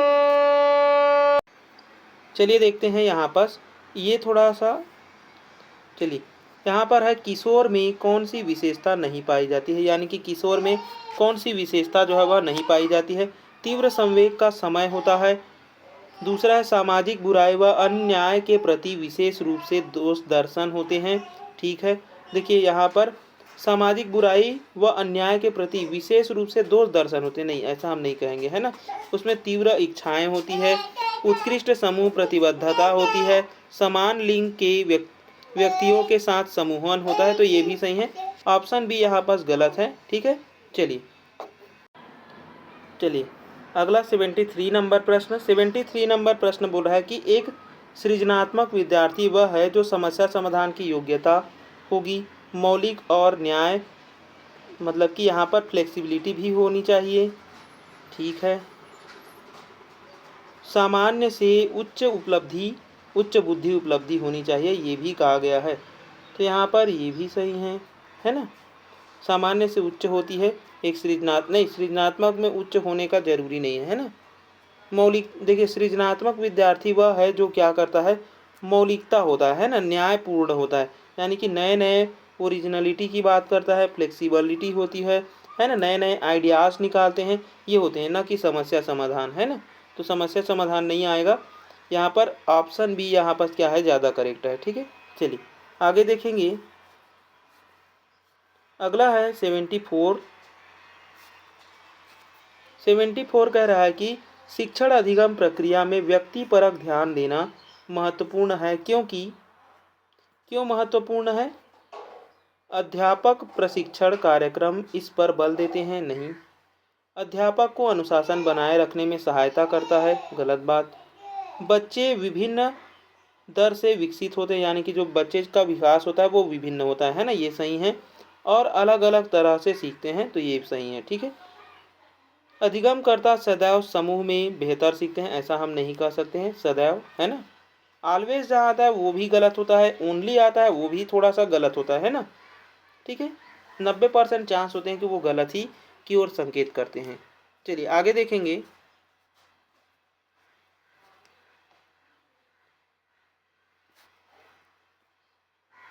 चलिए अगला है 75 नंबर प्रश्न। इसमें बोला जा रहा है कि यदि छात्र अध्ययन में रुचि नहीं ले रहा है, यानी कि कोई छात्र है, छात्र अध्ययन में रुचि नहीं ले रहा है, ठीक है, तो उसको क्या करेंगे, इसकी शिकायत प्रधानाध्यापक को देनी चाहिए तथा यह बात माता पिता तक भी पहुंचानी चाहिए, नहीं। विद्यार्थी को यह सलाह देनी चाहिए कि उन्हें अपने हित में पढ़ाई में रुचि लेनी चाहिए। बी ऑप्शन 75 का, ये भी नहीं है, हमें एडवाइस नहीं देना है। विद्यार्थी से यह पूछना चाहिए कि वे पढ़ाई में क्यों नहीं रुचि ले रहे हैं, नहीं। विद्यार्थी द्वारा रुचि में रुचि न लेने, है ना, यहाँ ने लिखा है न लेने के कारणों पर विचार करना चाहिए, है ना। और हमें क्या देना चाहिए, डायग्नोस्टिक टीचिंग या रेमेडियल टीचिंग देना चाहिए। ठीक है, पहले हम डायग्नोस करेंगे फिर उसको रेमेडियल टीचिंग देंगे, है ना। चलिए आगे चलते हैं अगले प्रश्न को। देखिए अगला प्रश्न क्या बोल रहा है, अध्यापक विद्यार्थी संबंध की प्रकृति कैसी होनी चाहिए, यानी कि जो टीचर और स्टूडेंट है उनके जो रिलेशन है वो कैसे होने चाहिए। अत्यधिक घनिष्ठता होनी चाहिए, नहीं। अत्यधिक तो कभी नहीं होने चाहिए। ठीक है, वांछनीय सामाजिक व्यवहार सहयोगात्मक और भय रहित होना चाहिए। वांछनीय सामाजिक व्यवहार तो ठीक है, पूर्वाग्रहित तो नहीं होना चाहिए। तो कैसा होना चाहिए, ऑप्शन सी यहाँ पर सही है। ठीक है, चलिए अगले प्रश्न को देखेंगे। अगला प्रश्न है, देखिए इंग्लिश में लिखा हुआ है, in case you have a bright student, यानी कि मान लो कि आपके पास में एक अच्छा स्टूडेंट है ना, in your class you will, यानी कि आप क्या करोगे, उस समय आप क्या करोगे कि एक बच्चा है जो बहुत ही ब्रिलियंट है ना, तो रिमेन प्लीज विथ हर या हिम, ट्रीट हर या हिम एट पर विथ अदर्स, यानी कि दूसरों से आप उसको ज़्यादा ट्रीट करेंगे, नहीं करेंगे। है ना, तो ये तो पूरा ही गलत हो गया। Provide her him with challenging task, तो देखिए वो जो ब्राइट स्टूडेंट है उसको हम क्या करेंगे, चैलेंज देंगे, क्या देंगे, चैलेंज देंगे, है ना। ठीक है, तो यहाँ पर ये वाला जो सी ऑप्शन है वो सही है। चलिए आगे देखेंगे। अगला प्रश्न देखिए 78 नंबर, एक प्रभावी अध्यापक का सर्वाधिक महत्वपूर्ण गुण होता है, यानी कि जो प्रभावी अध्यापक है उसके क्या क्या गुण है ये बताना है, ना कि हमें सर्वाधिक महत्वपूर्ण गुण को देखना है। ठीक है, हमें क्या देखना है, प्रभावी अध्यापक का क्या गुण है। पढ़ाए गए विषय के बारे में गहरा ज्ञान होता है उनको, ठीक है। कठोर अनुशासन प्रिय होना, गलत बात है। एक अच्छा प्रेरक होता है, यानी कि बीइंग अ गुड मोटिवेटर, है ना, उसको होना चाहिए। छात्र के बीच लोकप्रिय होगा होना, नहीं ऐसा नहीं कहेंगे, है ना। तो हम एक प्रभावी यानी कि इफेक्टिव टीचर हम उसको कहेंगे जो अच्छा प्रेरक हो, है ना, अच्छा मोटिवेटर हो, गाइड हो, है ना, उसको कहते हैं। चलिए आगे देखेंगे। देखिए अगला 79 नंबर प्रश्न, 79 नंबर है, निम्नांकित में से क्या पढ़ाया नहीं जा सकता बल्कि व्यवहारिक रूप से इसे अंगीकार करने पर इसे आत्मसात किया जा सकता है, यानी कि पढ़ाया नहीं जा सकता लेकिन व्यवहारिक रूप से हम उसको ग्रहण कर सकते हैं। तो वो होते हैं हमारे मूल्य, क्या होते हैं, वो हमारे मूल्य होते हैं। ठीक है, चलिए आगे देखेंगे। अगला है 80 नंबर प्रश्न। देखिए 80 नंबर प्रश्न क्या बोल रहा है कि पाठ्यचर्या के निर्माण में निम्नलिखित में से किस उपागम का सामान्यतः प्रयोग नहीं किया जाता। ठीक है, पाठ्यचर्या के निर्माण में किसका उपयोग नहीं किया जाता, तो अध्यापक केंद्रित का नहीं किया जाता है। सब्जेक्ट सेंटर्ड होता है, चाइल्ड सेंटर होता है, लाइफ सेंटर होता है, लेकिन टीचर सेंटर नहीं होता है। ठीक है, चलिए आगे देखेंगे। अगला प्रश्न, वन का दौरा करने से बालक में निम्नांकित में से क्या विकसित होगा, यानी कि बच्चे को आपने जंगल का दौरा करा रहे हैं तो बच्चे में क्या विकसित होगा, चिंतन क्षमता विकसित होगा, कल्पना शक्ति, या फिर आत्मनिरीक्षण अभिव्यक्त की क्षमता। तो देखिए बच्चे को हम अगर जंगल या कहीं भी ले जा रहे हैं तो उसके सेल्फ एक्सप्लोरेशन कैपेसिटी का विकास होगा, है ना। किसका विकास होने वाला है, सेल्फ एक्सप्लोरेशन कैपेसिटी का विकास होगा। आगे देखेंगे अगले प्रश्न को। देखिए अगला प्रश्न है 82 है, अध्यापक और विद्यार्थी के मध्य, है ना, किस प्रकार के संबंध से अधिगम का संवर्धन होता है, यानी कि among teacher and student which type of relation enhance learning, यानी कि जो किस प्रकार का संबंध बनेगा कि जो हमारा शिक्षण है, जो अधिगम है ना, वो प्रभावी रहेगा, ज़्यादा उपयोगी बनेगा। देखिए कॉर्डियल रिलेशनशिप होना चाहिए, ऑफिशियल रिलेशनशिप होना चाहिए, सोशल रिलेशनशिप होना चाहिए, या फिर इमोशनल रिलेशनशिप होना चाहिए। तो देखिए हम बच्चे से कैसे अटैच होने चाहिए, इमोशनली अटैच होने चाहिए, है ना। बच्चे से कैसे अटैच रहेंगे, इमोशनली अटैच रहेंगे, तभी हम क्या कर पाएंगे, प्रभावी शिक्षण यानी कि इफेक्टिव टीचिंग या फिर अपने लर्निंग को इन्हेंस कर पाएंगे। ठीक है, चलिए आगे देखेंगे। देखिए अगला प्रश्न है 83, आप बालकों में नैतिक मूल्य यानी कि जो मोरल वैल्यूज़ हैं कैसे सुनिश्चित कर सकते हैं। मोरल वैल्यू को आप कैसे सुनिश्चित कर पाएंगे, नियमित रूप से पढ़ाए जाने वाले विषयों के संग मूल्यों का एकीकरण के माध्यम से, ठीक है। नैतिक शिक्षा के लिए अलग से पीरियड निर्धारित करेंगे, नहीं अलग से नहीं, है ना। कक्षा वाचन विधि नहीं, व्याख्या विधि तो और भी नहीं। तो हम क्या करेंगे, उस जो मोरल वैल्यूज़ हैं, है ना, उसको हम अपने क्लास में क्या करेंगे, इंगेज करके पढ़ाएंगे, है ना। इंगेज कर करके बीच बीच में बताते जाएंगे तो बच्चा क्या कर पाएगा, उसको ज़्यादा विकास कर पाएगा उसके बारे में। चलिए अगला प्रश्न देखिए 84। देखिए 84 नंबर प्रश्न, एक अध्यापक छात्रों के साथ खाली स्थान घनिष्ठ संबंध स्थापित कर सकता है।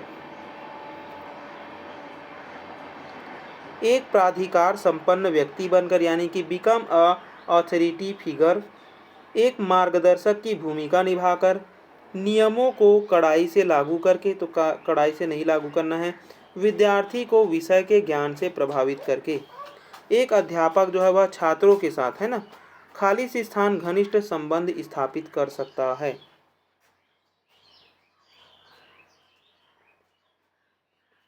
तो एक प्राधिकार संपन्न व्यक्ति बनकर, है ना, यहाँ पर प्राधिकार से विषय वस्तु से लेस से है ना, यहाँ पर प्राधिकार से मतलब है कि आप उस विषय वस्तु से लेस रहेंगे जिसको विद्यार्थी को चाहिए, है ना, उससे संबंधित है। ठीक है, थोड़ा सा कड़ा शब्द है जरूर, लेकिन समझने लायक है। ठीक है, चलिए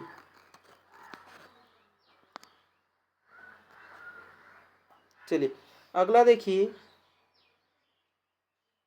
85। यदि कोई विद्यार्थी आपकी कक्षा में अनोखी पोशाक पहनकर आता है तो आप क्या करेंगे? यानी कि अलग से उसने एक अजीब सा पोशाक पहन लिया है, कपड़ा पहन लिया, तो आप क्या करेंगे? उस पर ध्यान नहीं देंगे, उसका मजाक उड़ाएंगे नहीं, आप उसे ऐसी पोशाक के स्थान पर स्कूल के यूनिफॉर्म पहनकर आने की सलाह देंगे, या फिर विद्यार्थी से कक्षा में ना आने को कहेंगे? तो यहाँ पर हम कहेंगे स्कूल ड्रेस में आने के लिए कहेंगे, है ना। चलिए अगले प्रश्न को देखते हैं। अगला है 86 नंबर।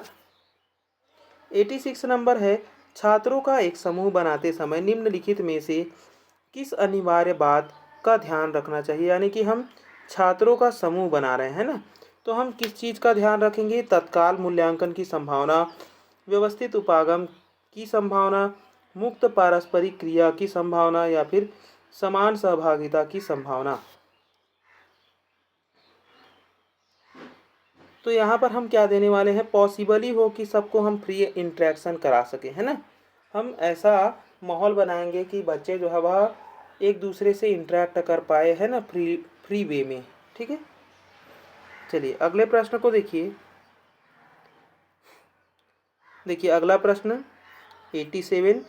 एक सक्रिय छात्र की मूल विशेषता निम्नलिखित में से क्या नहीं है? सक्रिय छात्र की मूल विशेषता क्या नहीं है? अन्वेषी प्रश्न पूछना, ये तो है ना। बोलने से पहले अपने दिमाग में विचार और प्रश्न पैदा करना, नहीं, ऐसा नहीं करते हैं वो लोग। पहले सुनते हैं, फिर क्या करते हैं? अपने विचार को प्रकट करते हैं। ठीक है, तो ये गलत हो गया और गलत ही यहाँ पर सही है। बाकी ऑप्शन देखते हैं। सभी क्रियाओं में सक्रिय रूप से भाग लेना, ये भी है। बार बार स्वेच्छा से योगदान देने के लिए कहना, यानी कि बच्चे जो है वह खुद से योगदान देना चाहते हैं, उनको हम क्या कहते हैं? सक्रिय छात्र कहते हैं। ठीक है,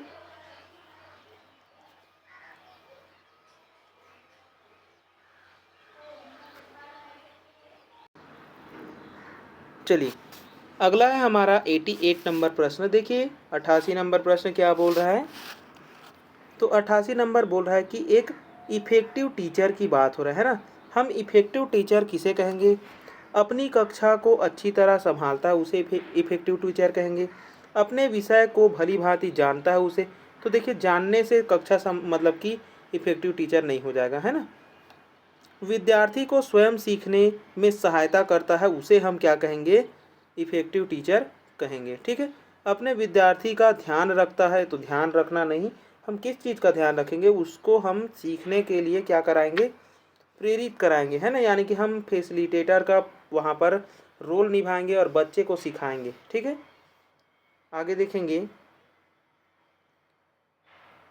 अगला प्रश्न देखिए 89।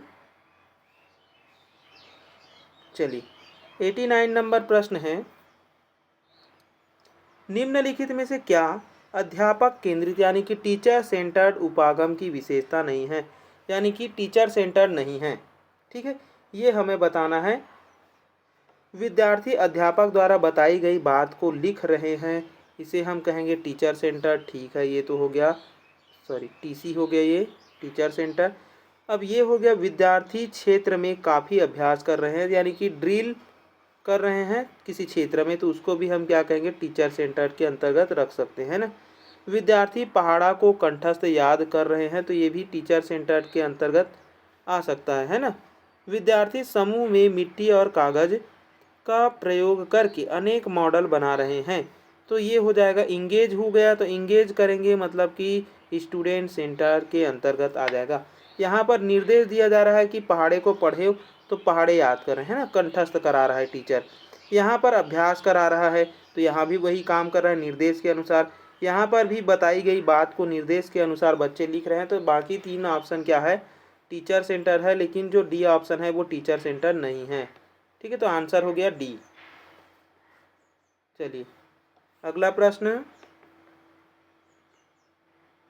देखिए, अगला प्रश्न अगला है पाठ्यचर्या यानी कि करिकुलम निर्माण में विषय केंद्रित उपागम की निम्नलिखित में से कौन सी एक मुख्य सीमा है। यहाँ पर सीमा बताना है, गलत कथन है ना। चलिए, ज्ञान को विषयों में बांटा हुआ माना जाता है, तो देखिए ज्ञान को विषय में बांटा हुआ माना जाता है। दूसरा है, यह अधिगमकर्ताओं के अनुभवों के महत्व को छोड़ देता है, नहीं, महत्व को नहीं छोड़ना है ना, ये तो फिर सबसे बड़ी गलती हो गई। और यहाँ पर वही पूछा है कि सबसे बड़ी गलती क्या है, तो बच्चे के अकॉर्डिंग बनाना है, ना कि उनके महत्व को निगलेक्ट करना है। ठीक है, चलिए आगे देखेंगे अगले प्रश्न को। चलिए अगला है 91। चलिए 91 प्रश्न देखेंगे। किशोरावस्था में बालक और बालिकाएं विद्यालय में किसकी अपेक्षा रखते हैं। विद्यालय में किसकी अपेक्षा रखते हैं, सहयोग की, सहानुभूति, परानुभूति या फिर भावनात्मक सहयोग की। तो देखिए क्या किसकी रखते हैं, भावनात्मक सहयोग की, है ना, भावनात्मक इमोशनल सपोर्ट होना चाहिए, ये ज़्यादा इम्पोर्टेंट है। चलिए आगे देखेंगे। चलिए अगला प्रश्न 92। स्वयं को आदर्श व्यक्ति के रूप में प्रस्तुत करने के फलस्वरूप निम्नांकित में से क्या सुनिश्चित होगा। अगर आप एक आदर्श टीचर बन जाएंगे तो क्या हो जाएगा, ये पूछा है ना। तो नैतिक मूल्य, सांस्कृतिक मूल्य, लोकतांत्रिक मूल्य या फिर करण कारण मूल्य, क्या सुनिश्चित होगा। तो वो होगा आपका इंस्ट्रूमेंटल वैल्यूज़। किसके अंतर्गत आ जाएगा, इंस्ट्रूमेंटल वैल्यूज़ के अंतर्गत आ जाएगा। ठीक है, अगर आप एक आदर्श व्यक्ति के रूप में प्रस्तुत करना चाहते हैं तो वहाँ पर आप टीचर सेंटर्ड जैसे हाल हो जाएंगे, है ना। इंस्ट्रूमेंटल वैल्यूज़ यानी कि करण कारण मूल्य को ये क्या करता है, सुनिश्चित करता है। ठीक है, आगे देखेंगे। देखिए क्यों करता है ये भी थोड़ा समझ लेते हैं कि स्वयं को आदर्श व्यक्ति के रूप में प्रस्तुत करने के फलस्वरूप नैतिक मूल्य सुनिश्चित होगा। नैतिक मूल्य को आदर्शवादी तथ्यों का समूह माना जाता है। नैतिक मूल्य यहाँ पर करण कारण ऑप्शन को ले लिया था। यहाँ पर नैतिक मूल्य, मोरल वैल्यूज़, आदर्श व्यक्ति के रूप में प्रस्तुत करने के फलस्वरूप निम्नांकित में से क्या सुनिश्चित होगा। अच्छा ठीक है ना, नैतिक मूल्य ही रहेगा। देखिए अगर आप क्या करेंगे, अपने आप को आदर्श व्यक्ति के रूप में प्रस्तुत करें या फिर किसी महान व्यक्ति के रूप में आप प्रस्तुत हो रहे हैं, तो आप किस चीज़ का डेवलप करेंगे, वहाँ पर मोरल वैल्यूज़ का करेंगे। ठीक है, चलिए तो इसको करेक्शन कर लेंगे। आगे देखेंगे 93। देखिए 93 नंबर, कक्षा में रचनात्मक अध्यापक निम्नांकित में से किसकी अनुमति देता है। यानी कि जो कंस्ट्रक्टिव टीचर होता है वो क्लासरूम में क्या अलाउ करता है, सहयोगात्मक अधिगम, विद्यार्थी केंद्रित अधिगम, क्षमता आधारित अधिगम या फिर अपसारी अधिगम। तो वो क्या अपनाता है, सहयोगात्मक अधिगम को। ठीक है, अगर आप कंस्ट्रक्टिव टीचर बनना चाहते हैं तो आप क्या करेंगे, सहयोगात्मक अधिगम, लेकिन उससे भी बेटर विद्यार्थी केंद्रित होना चाहिए था, है ना। कंस्ट्रक्टिव अध्यापक निम्नांकित में से किसकी अनुमति। अच्छा आप एक टीचर हैं, कैसे टीचर हैं, कंस्ट्रक्टिव टीचर है ना। तो कंस्ट्रक्टिव टीचर होने के नाते आप क्या करेंगे, सहयोग करेंगे। ठीक है, तो सहयोगात्मक अधिगम को अपनाएंगे। ठीक है, चलिए आगे देखिए। अगला प्रश्न है 94।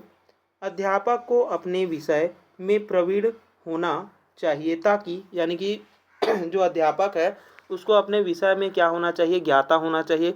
क्यों ज्ञाता होना चाहिए, वह विद्यार्थी को अपने ज्ञान से प्रभावित कर सके, इसलिए विद्यार्थी में अभिरुचि उत्पन्न कर सके, इसलिए और अधिक प्राइवेट ट्यूशन चला सके, इसलिए या फिर अध्यापन को और अधिक प्रभावी बना सके इसलिए। तो देखिए अध्यापन को क्या बनाना है, प्रभावी बनाना है, मोर इफेक्टिव बनाना है, ठीक है, इसलिए। आगे देखेंगे, चलिए अगला है 95 नंबर प्रश्न देखिए। कक्षा में मानवीय वातावरण तैयार करने का तात्पर्य है, मानवीय वातावरण तैयार करने का तात्पर्य क्या है?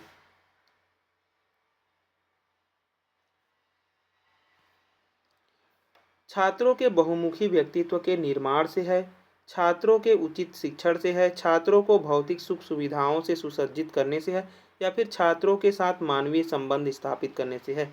मानवीय वातावरण है ना, तो मानवीय क्या हो जाएगा, संबंध स्थापित करेंगे तब जा कर के बनेगा, है ना। चलिए आगे देखिए, अगला प्रश्न देखिए 96। एक प्राथमिक विद्यालय में एक विद्यार्थी के रूप में समुचित व्यवहार सीखना खाली स्थान है। प्राथमिक सामाजिक, द्वितीयक सामाजिकता, पुनः सामाजिकरण या फिर अग्रिम सामाजिकता।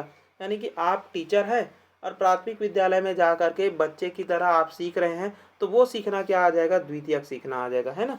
एक प्राथमिक विद्यालय में एक विद्यार्थी के रूप में समुचित व्यवहार को सीखना क्या हो जाएगा, द्वितीयक सामाजिकता हो जाएगा, प्राथमिक सामाजिकता नहीं होगा, है ना। चलिए देखिए, प्राथमिक सामाजिकता के अंतर्गत क्या आ जाता है, तो परिवार आ जाता है ना। फिर द्वितीयक सामाजिकता में क्या आ जाएगा। चलिए आगे देखेंगे अगला प्रश्न।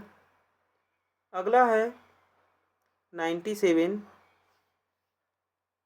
देखिए यहाँ पर बोला जा रहा है विद्यार्थी केंद्रित शिक्षा छात्रों को क्या बनने की अनुमति देता है। विद्यार्थी केंद्रित जो स्टूडेंट सेंटर है ना, वो क्या बनने की अनुमति देता है, ज्ञान का निर्माता, निष्क्रिय शिक्षार्थी, सीखने के प्रति प्रतिक्रियाशील, गैर प्रतिक्रियाशील और शिक्षकों पर आश्रित। तो शिक्षकों पर आश्रित नहीं होगा, निष्क्रिय शिक्षार्थी भी नहीं होगा, न ही ये होगा, वो क्या होगा, ज्ञान का निर्माता होगा, है ना। चलिए अगले प्रश्न को देखिए, अगला है 98। 98 नंबर प्रश्न है, सही विकल्प चुनें। छात्र शिक्षण में यानी कि स्टूडेंट सेंटर में निर्देशों का पदानियम महत्वपूर्ण है। क्यों महत्वपूर्ण है?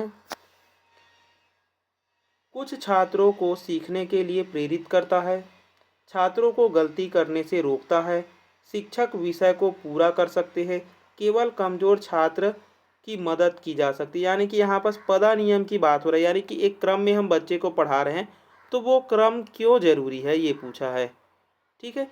ये क्रम क्यों जरूरी है, तो छात्रों जो है, छात्र है, उसको गलती करने से हमें रोकना है, इसलिए स्टेप बाय स्टेप्स हम आगे बढ़ते हैं ना, न कि सीधा हम चौथे स्टेप में जंप करते हैं। चलिए आगे देखेंगे, देखिए अगला प्रश्न। अगला प्रश्न बड़ा प्रश्न है, बहुत बड़ा है ना। चलिए 99 नंबर प्रश्न देखें। और चलिए दिख जाएगा आसानी से। यहाँ पर सीखने के लिए केंद्रित दृष्टिकोण, सीखने में छात्रों से सीखने के मूल्यांकन के लिए समग्र जिम्मेदारी लेने की उम्मीद की जाती है।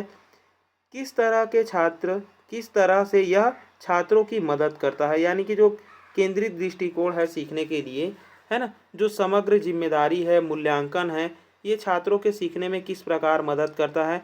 छात्र स्वनिर्देश आजीवन सीखने वाले बन जाते हैं। तो देखिए जो पहला आंसर है ना, हम इसीलिए तो बच्चे को पढ़ा रहे हैं कि बच्चा जो है वह क्या करे, सेल्फ डायरेक्टेड यानी कि लाइफ लॉन्ग लर्निंग करे, लेकिन कैसा, स्व अधिगम करे, है ना।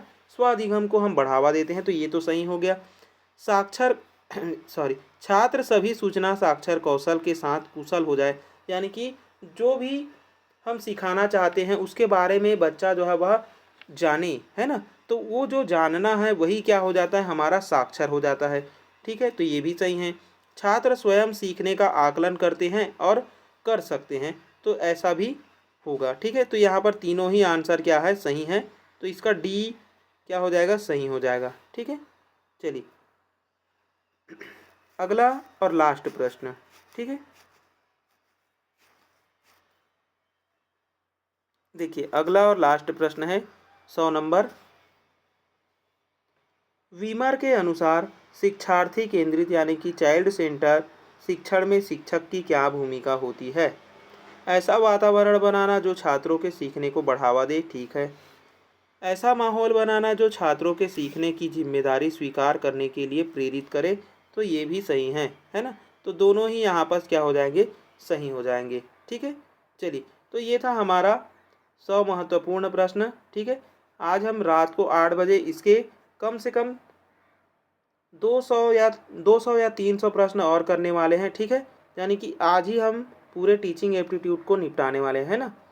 उसके बाद में अगर और टीचिंग एप्टीट्यूड के क्वेश्चन करने होंगे तो ज़रूर कमेंट करेंगे, मैं और भी क्वेश्चन करा सकता हूँ, है ना। तो अभी मैं आज के डेट में 400 प्रश्न मैंने रखे हैं, ठीक है, कराने के लिए। तो 400 प्रश्न मैं कराऊंगा। ये था हमारा पहला क्लास जिसमें 100 प्रश्न है।